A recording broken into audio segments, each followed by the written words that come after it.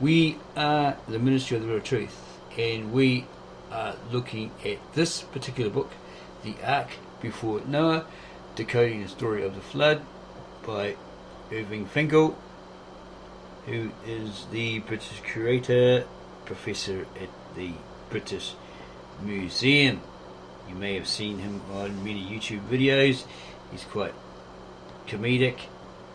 He looks like Santa Claus. He's got a white beard, white hair, etc. Glasses. Actually, he looks like Gandalf, a little bit of Harry Potter. But he is very, very interesting. He goes into great depth about the ancient cuneiform tablets from Sumeria, Arcadia, Babylonia, and Mesopotamia. So we are having a look at this book because we have pondered, do they predate the biblical narratives? Yes. Are they older than the biblical scriptures, the biblical narratives? Yes. They were written over 30,000 years ago, before the Bible. But perhaps before that there was the oratory or the orations, not written down, perhaps carved into stone, written on calskins, etc., as pictographs before they became officially written as a language, and so forth.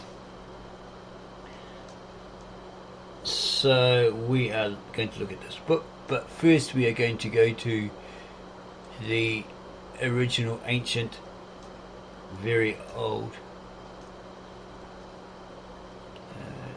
Lishana Artica Cyprea, the scribal language of the Bible, of the old manuscripts, in the Aramaic, the language, the scribal language of God, spoken to Adam and Eve in the garden and by the men at the Tower of Babel.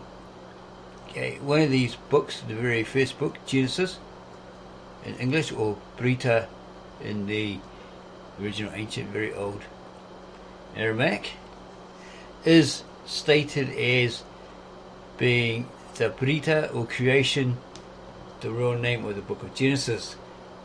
That word comes to us from the scribal language of the Jewish people. This is the name of the first book of the scriptures in the ancient Hebrew Aramaic. Victor N. Alexander, the native-born translator from Mesopotamia, he is well versed in many Aramaic dialects. He's translated cuneiform from the many artifacts at the different museums, British Museum, Louvre, Paris Museum, when he travelled the world to have a look at the cuneiform on these artifacts, these tablets or these images or whatever, and then he discovered the Aramaic underneath, so he's translated both, and this is a result. Here's the Epic of Creation tablet, 1500 BC, Assyriology Library, British Museum, London. Okay, Victor N. Alexander has written here in his translated notes, his translation of the Old Testament would utilise the cuneiform manuscripts discovered by archaeologists in Mesopotamia in the late 19th century AD. The Assyriologist king Ashurbanipal, during his 7th century BC reign, out of Nineveh, sent out emissaries to the southern region, the land of Shinar or Sumer, in Chaldee, Babylonia, in search of the ancient epics such as the Epic of Creation, which included the story of Adam and Eve, the Epic of Gilgamesh, which included the story of Noah and the flood. He had them translated in the modern Assyrian language of his day. It would be the Assyrian language of his day. However, the originals were 3,000 years older, but also in cuneiform. Interestingly, the stories had been preserved essentially the same. So these are 3,000 years older, originating from the Sumerians, or the people of Sumer, Shinar. Interestingly, the stories had been preserved essentially the same. Ironically, by the time of Jesus Christ, the scriptures recorded during the Babylonian captivity 5 centuries before had become so narrowly interpreted that the scribes and Pharisees failed to recognize Jesus as the Messiah prophesied by all those millennial religious records. Okay, so He's saying here that they're pretty much the same. Well, we looked at them and there are slight variations. Name changes, data changes, etc. But here we can understand by the time of Jesus Christ that the scriptures recorded during the Babylonian captivity, 5 centuries before. This being the Babylonian captivity when the Jews were held in bondage, prisoners by the Babylonians, and they weren't allowed to practice their religion, their religious rites, customs, etc. Hence the song in the scripture, by the rivers of Babylon we sat and we wept, as you remember Zion, where they had their freedom to do their religion, etc., etc. That's the new Zion, which was in Jerusalem, Israel, and not the one when they came out of, supposedly came out of Egypt, or Tacitus, etc. What was it? Avaris, okay, which was known as Zion, before they were held there, fortified, and then they were kicked out by King Amos the first.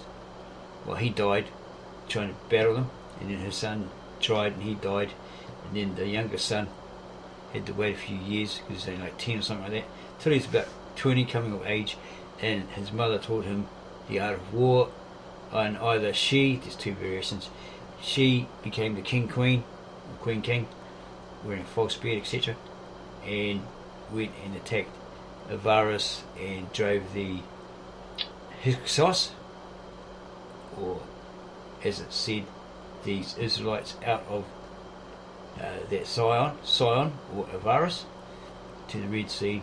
They had nowhere to run, so she drowned them all. But there's variations on that story. It was King Amos that did it, or his son that did it, the one that learnt the art of war, or the mother with the false beard who was the queen king that did it.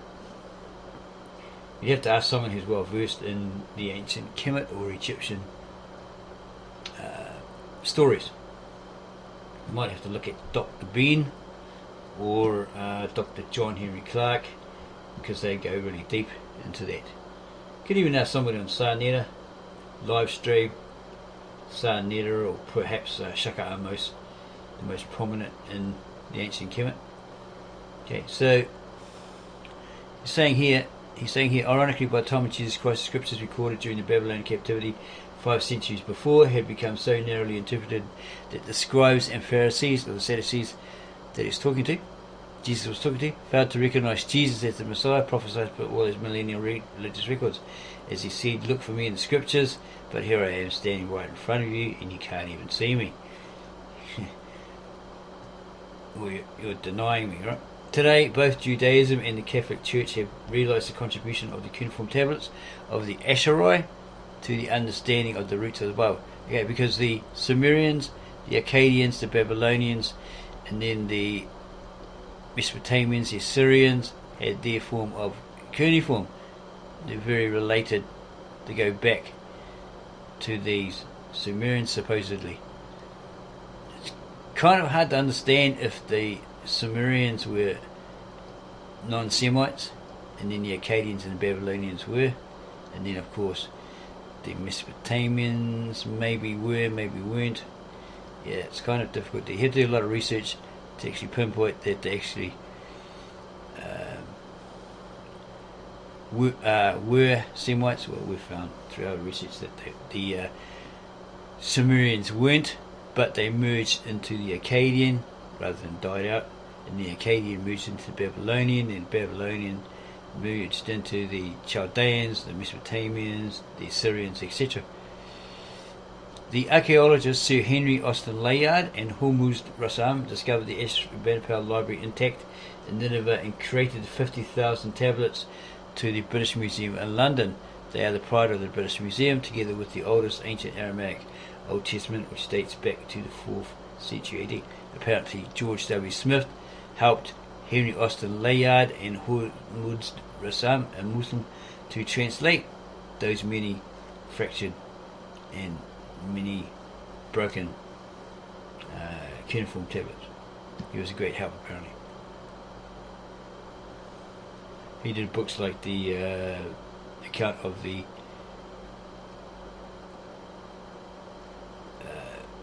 Chaldean account of the Book of Genesis or something like that. We've done a video on that. We'll probably include it at the end of this video, so you can have a look at that. These two here had a falling out, Henry Austin Layard and Hormuz Rassam.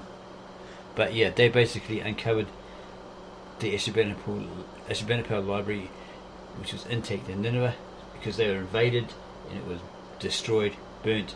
A lot of tablets were burnt, but they were still readable. Even though in 1,000 different pieces and many pieces missing, those that were shipped were able to be read and therefore translated into the nearest English equivalent. So that's a statement coming from the native-born Aramaic-speaking translator Victor N. Alexander from Bet Narain, or Mesopotamia in Syria.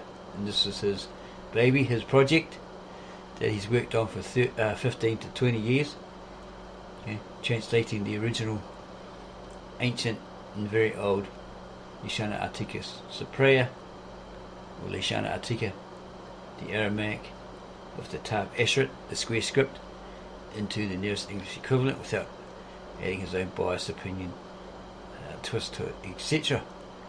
Going to have a look at some more information from him. Okay, it's quite extensive. Aramaic Bible Translator's Notes, around about 2013-14, when he put up his website va.com, which we found had been taken down halfway through us really getting into it. So we found a way to revive it, and that's what we're bringing to you in video format. And he states his translation that you would have found on that website was made from the original ancient Aramaic scriptures directly into English.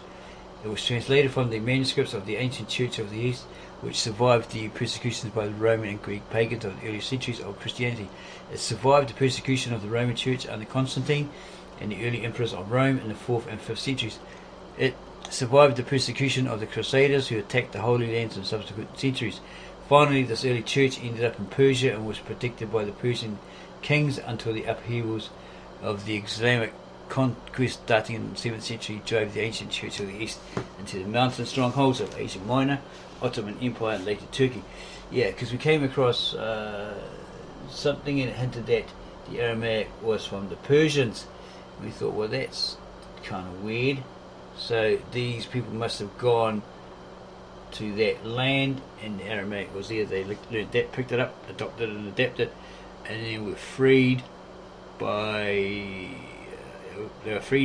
Cyrus there to do their religion, where they couldn't do it in Babylonian. And some went back to Jerusalem and rebuilt the temple, others didn't. But it looks like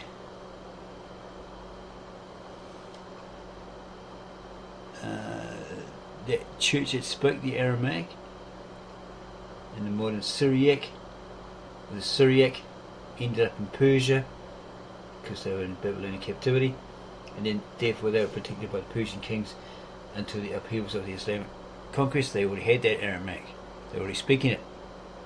Okay, these conquests started in the 17th century and drove the ancient Church of the East, founded by Thomas Adai, along with the help of Peter Bartholomew. They had a great era in China, and they went across there, those lands to China, and then into India, where Thomas was finally murdered, run through with a spear, martyred by jealous Indian Brahmins. Okay, it survived the persecution of the Roman Church under Constantine, the early emperor of Rome, in the 4th and 5th centuries. He was totally out to destroy it because he wanted that empirical mother church. All opposition or competition had to be wiped out so that they could be that one and only mother church. Okay, so they're driven into the mountains, strongholds of Asia Minor, Ottoman Empire and later Turkey. The Church of the East survived to maintain the scriptures in the original language all through the conquest of the Mongolians, Genghis Khan, 12th century, and the Tartars, Tamerlane, 15th century, the Church of the East had spread the faith of Joshua, Jesus the Messiah, all the way to China. From the 5th to the 8th century, the Church of the East survived the Islamic conquest under these different cruel caliphates, conquest of the Fertile Crescent and the Holy Lands. And they put up with the Kurds, who apparently snitched on them to Al Qaeda or ISIS. And all rounded them up and gave them crap, kicked them out, and so forth. And they're still getting persecuted today.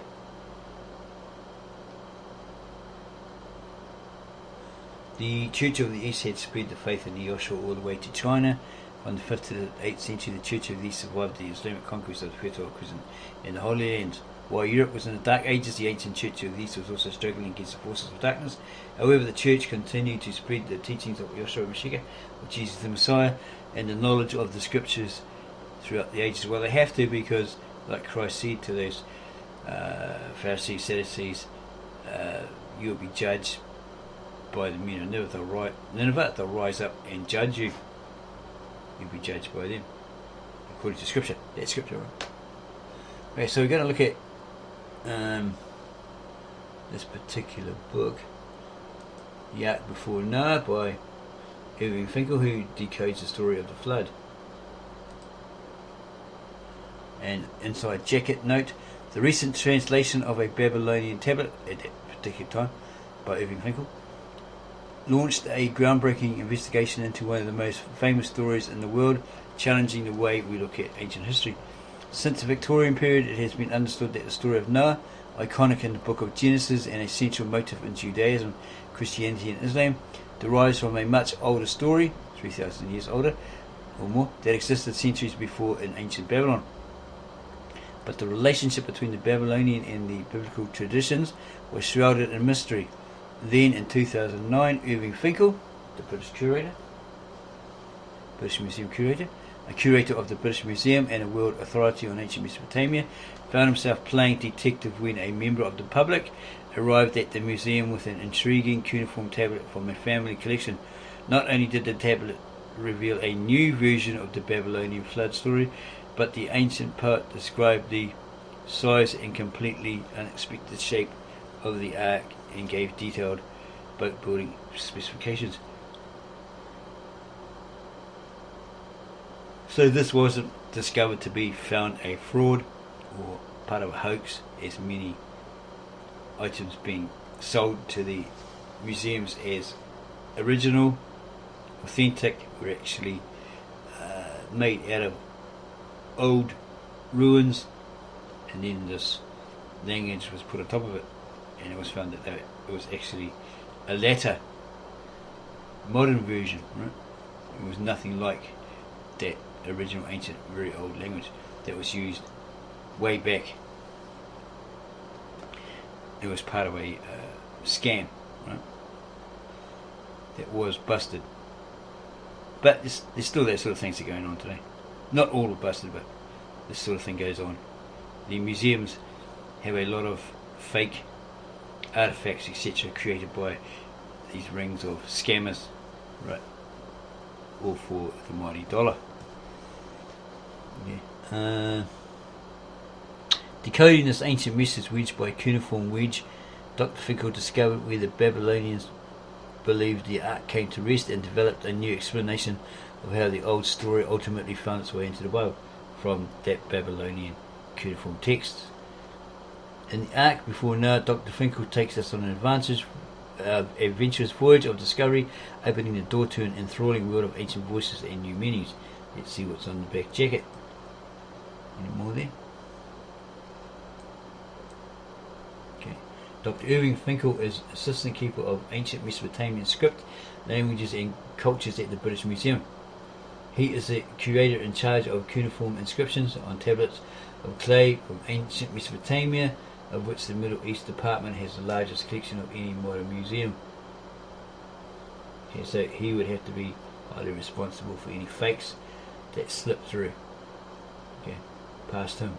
Okay, so let's go back to the beginning of this book.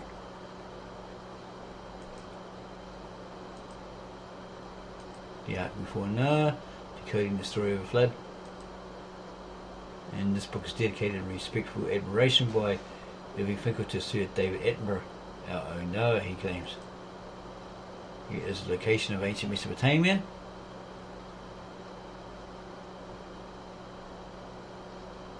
Uruk, or Iraq, Ur of Chaldea, that's where Abraham and his people came from.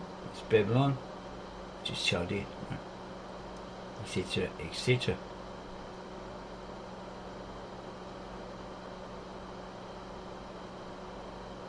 Ugarit, that's where the Canaanites were, etc. And that's the language masquerading as Hebrew. Okay, where the Hebrews were actually a movement of people who went from here, there's Ur, to there, the land of Canaan, which is still in that area.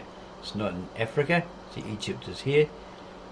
Here's the Fertile Crescent, Iraq, Iran, etc. Saudi Arabia. Okay, Egypt or Africa basically ends here. Right. Then Israel, you get it, it's the Canaanite area, land of the Canaanites, and the Chaldeans, the Mesopotamians, the Assyrians, etc. And the Turks.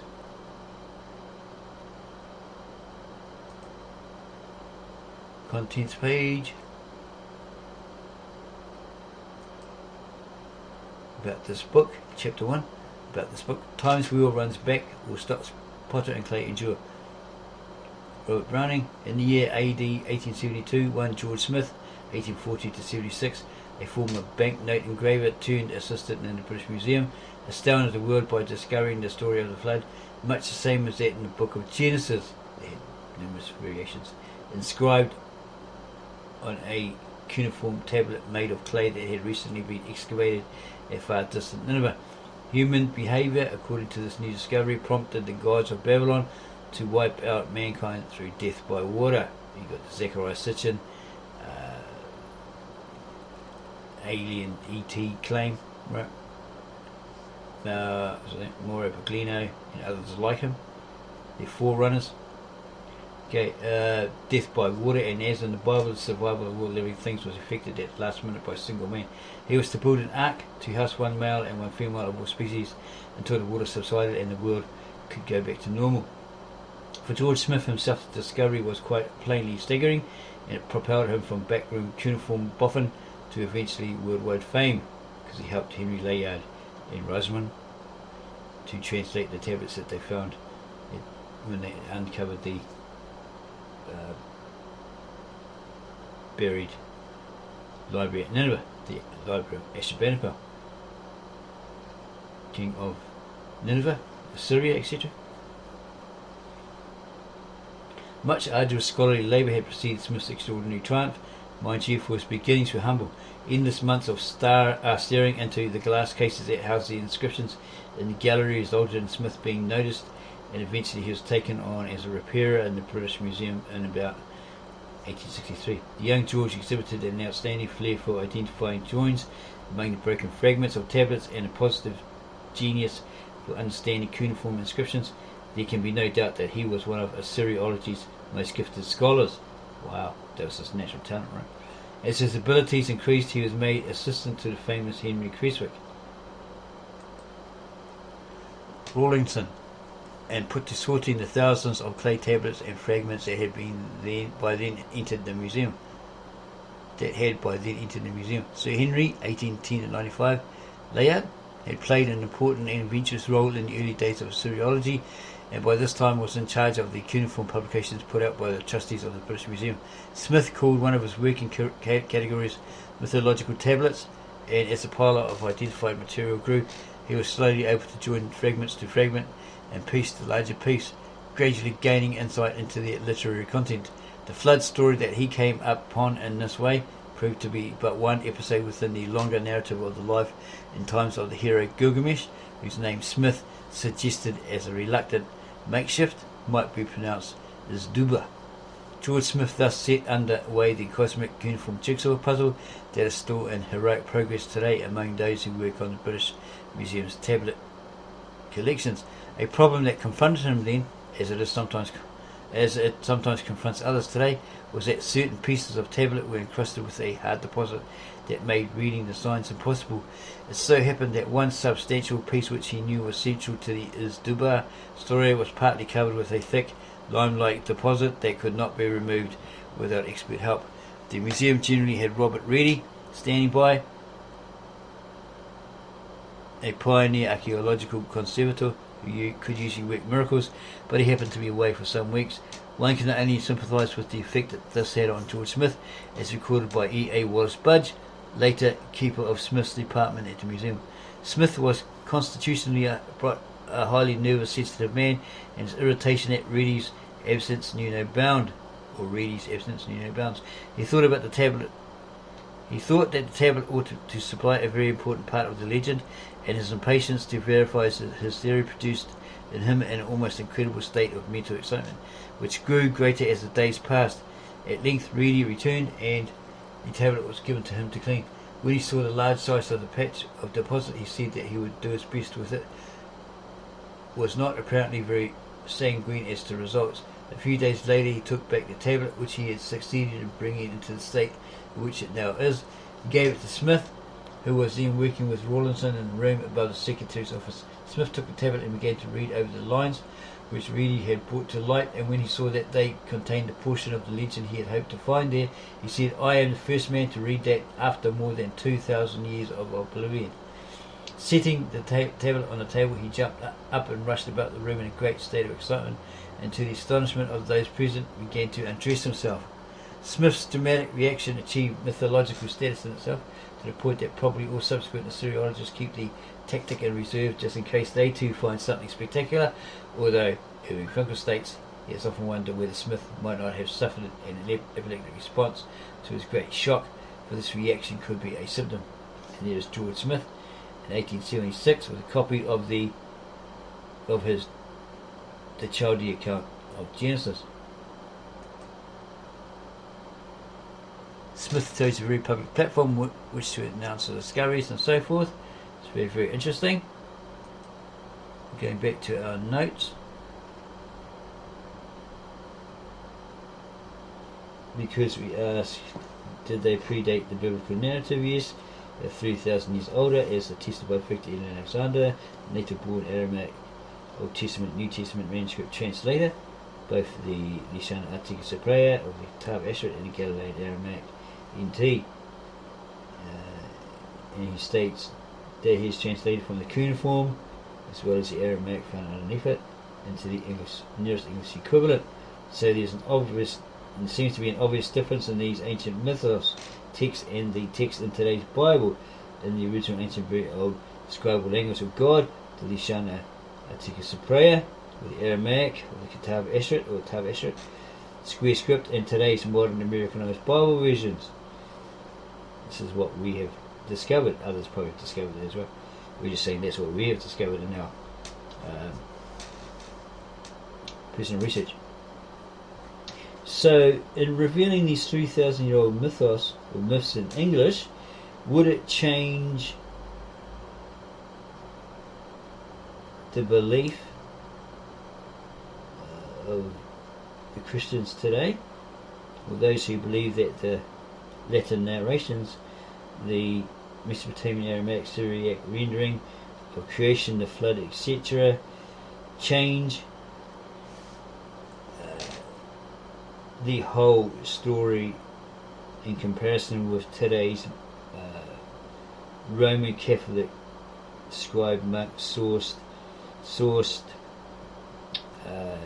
translations, Bible versions, Americanized English Bible versions pumped out into the world that everyone seems to have, whether it be NIV, ESV, RSV, etc.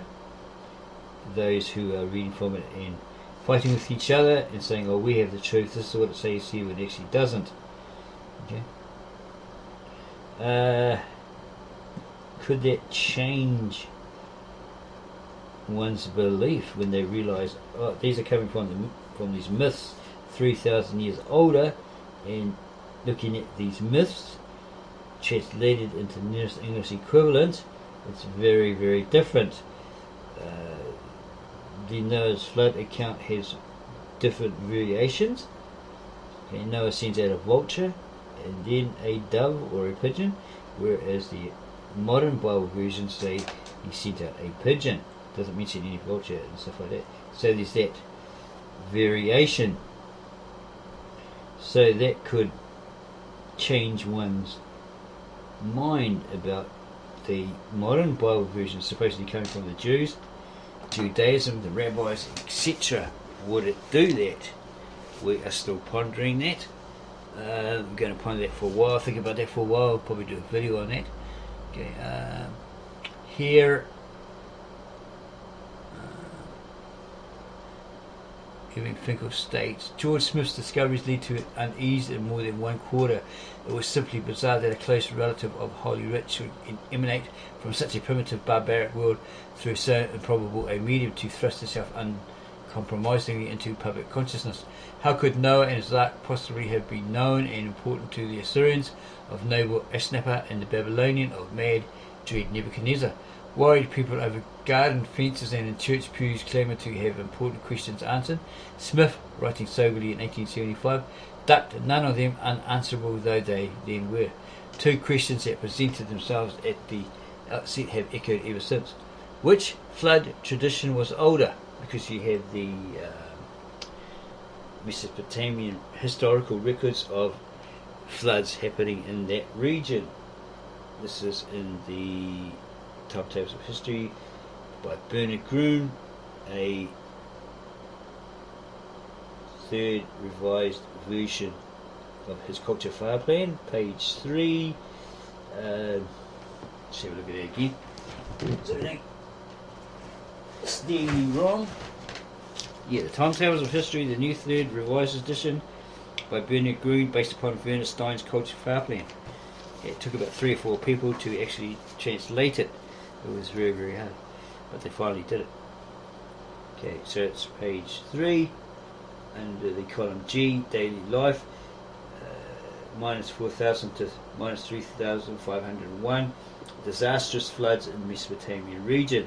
And as Victor N. Alexander, the Aramaic translator, has stated in his translated notes that these floods happened there. But other places say it was global. Right, the whole world was affected by it, so that would mean Australia, Fiji, the Pacific Islands, anyone that was down there, however they got down there. Okay, then you have the Zechariah Sitchin, Von Daniken, Maura Biglino, and others who say no, it was aliens. It happened like this. Aliens got sick of the beings that they created, the slave workers collecting the gold for their planet, which was depleting. The ozone level was depleting. The force field on the outside, or the field on the outside was depleting, so it needed this gold. So they created these slave beings from Neanderthal man that was already on the planet, discovered on the planet, using their genetic splicing and all this sort of stuff. And then to speed up production, they got one of their females, messed around with her DNA, and pumped out these workers by the dozen. Okay, and obviously they created more females who pumped out the workers by the dozen to speed up their production. Okay. So which flood tradition was older, and when and how did the transmission of the flood tradition take place? The first has long since been answered. Cuneiform flood literature is by a millennium the older of the two, 3,000 years or more. However, one dates the biblical text. Still a difficult problem. As for the second question, this book offers a new answer. 113 years after Smith's breakthrough, and with far less drama, a British museum curator meets amazing cuneiform flood stories. Similar episode befell the author of this book. In 1985, a cuneiform tablet was brought into the British Museum by a member of the public for identification and explanation. This in itself was nothing out of the ordinary, as answering public inquiries has always been a standard curator responsibility, and an exciting one to boot, for a curator never knows what might come through the door, especially when cuneiform tablets are involved. You could get a fake, you could get a genuine, a new discovery, eureka. On this occasion, the member of the public was already known to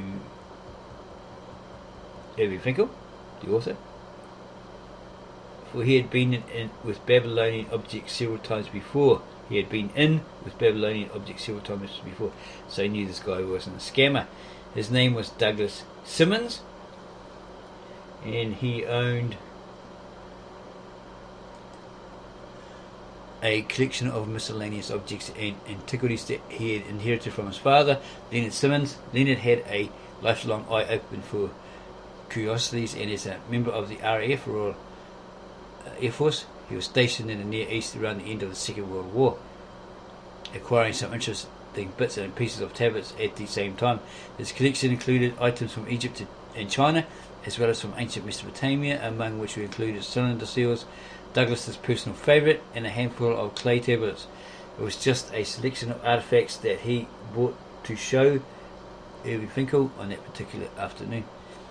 Finkel was more taken aback than he could say to discover that one of his cuneiform tablets was a copy of the Babylonian flood story. Making this identification was not such a great achievement, because the opening lines, wall, wall, read, wall, Atarhassus, were about as famous as they could possibly be. Other copies of the flood story in cuneiform had been found since Smith's time, and even a first-year student of Assyriology would have identified it on the spot. The trouble was that as one read down the inscribed surface of the unbaked tablet, things got harder, and turning it over to confront the reverse for the first time was a cause for despair. Irving Finkel explained that it would take many hours to wrestle meaning from the broken signs, but Douglas would not by any means leave his tablet with him.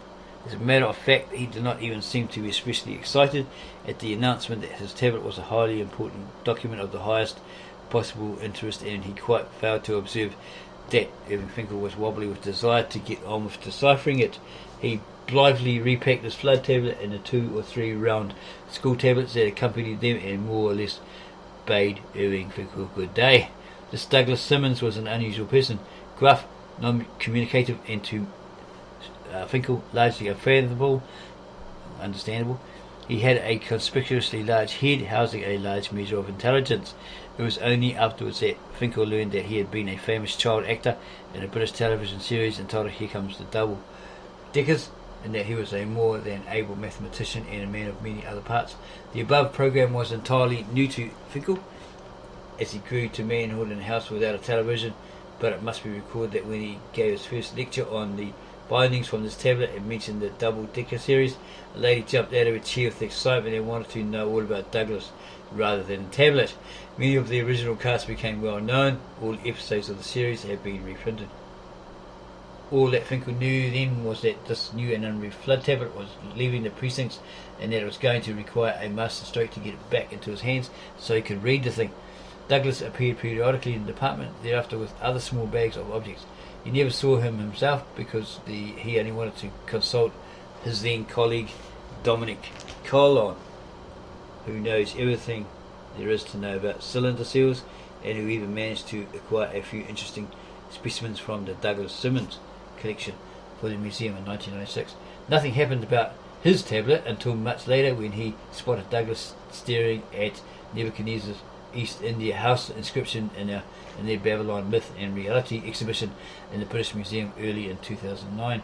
He picked his way carefully through the crowds of eager visitors and asked him, Douglas, straight out about it. The seductive quantities of bewitching cuneiform tablets strewn around the exhibition must have had a good effect, because he promised to bring his tablet in again for Finkel to examine, and he did.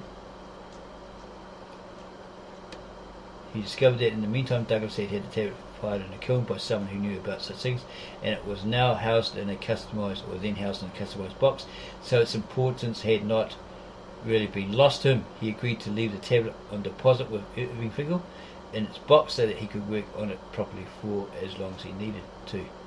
Finally, alone with the tablet, armed with a lamp and a lens and freshly sharpened pencil, Irving Finkel got to work on reading it.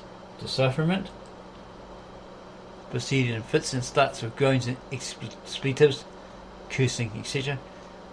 And in mounting but fully dressed excitement, he didn't take his clothes off when he discovered what it actually said, like George Smith. Weeks later, it seemed, he looked up, blinking in the sudden light. He discovered that the Simmons cuneiform tablet, henceforth known as the Ark tablet, was virtually a detailed instruction manual for building an ark. So Irving Finkel worked very industriously on that inscription, wedge by cuneiform wedge. Gradually the meaning could be teased out, and he reported it into Douglas. Now and again what was emerging.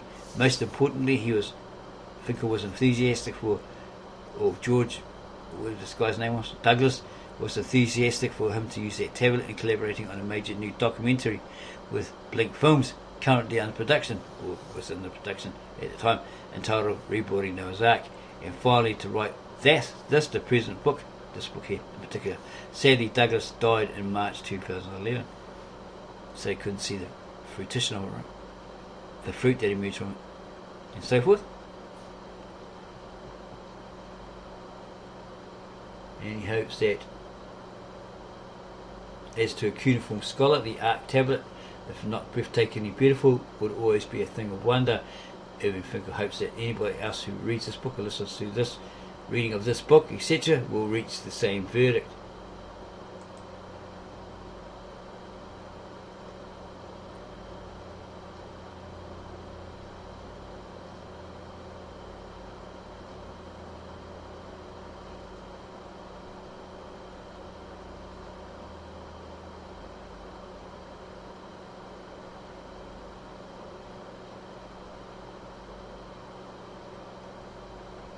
And some more information there.